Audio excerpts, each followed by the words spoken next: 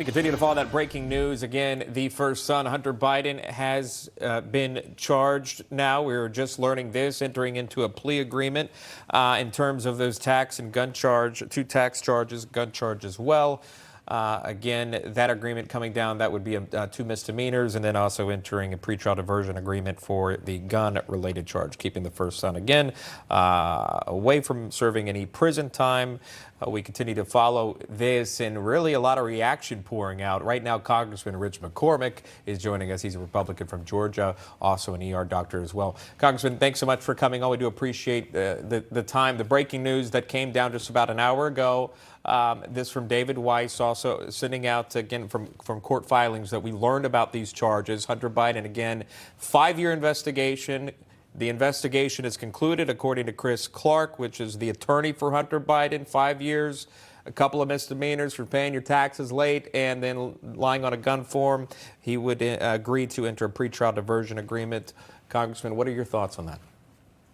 I think there's a clear double standard here. It's very aggravating to me to watch people who are living privileged lives get away with essentially murder. I mean, this guy has done so many other things. You could talk about child trafficking. You could talk about prostitution. You could talk about drugs.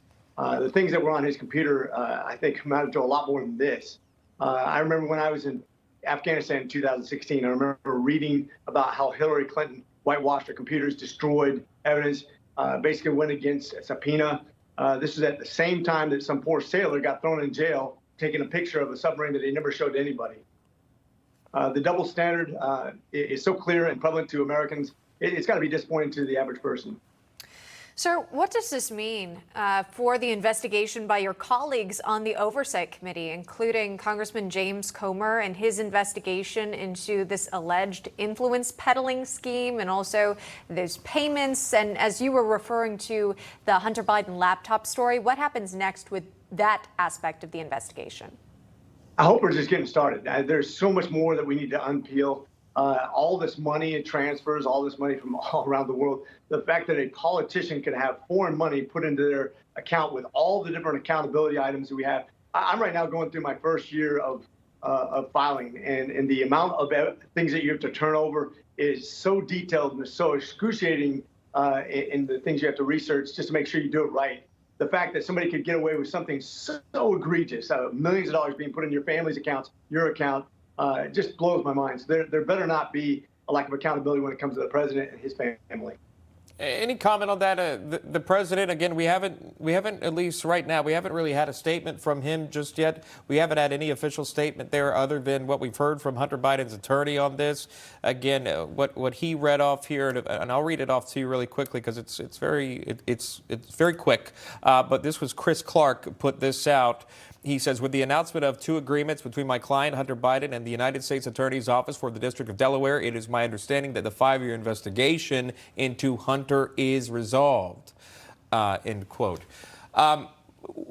The attorney believes this is a done deal. The investigation, the 5-year investigation into Hunter is resolved. There are many folks watching this program right now, again, and may not have a legal background, and fair enough, but they still are wondering, from common sense telling them, why would it take you 5 years to come to an agreement on 2 misdemeanors and a pretrial diversion agreement on this, when this, typically for anybody else, this would be in and out, if you will. I haven't even heard of any penalty, really. I don't know if one, at least in your reporting right now, I'm not hearing that they're not doing any jail time. I haven't even heard of a fine. So what is the point of this hearing? What's the point of justice if there is no justice? But then once again, this goes hand in hand with everything the Democrats are doing right now. They're trying to let people out of jails.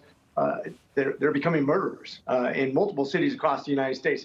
They have no sense of justice. They have no sense of honesty. They have no sense of the American way. And this is what we're fighting over right now in Congress.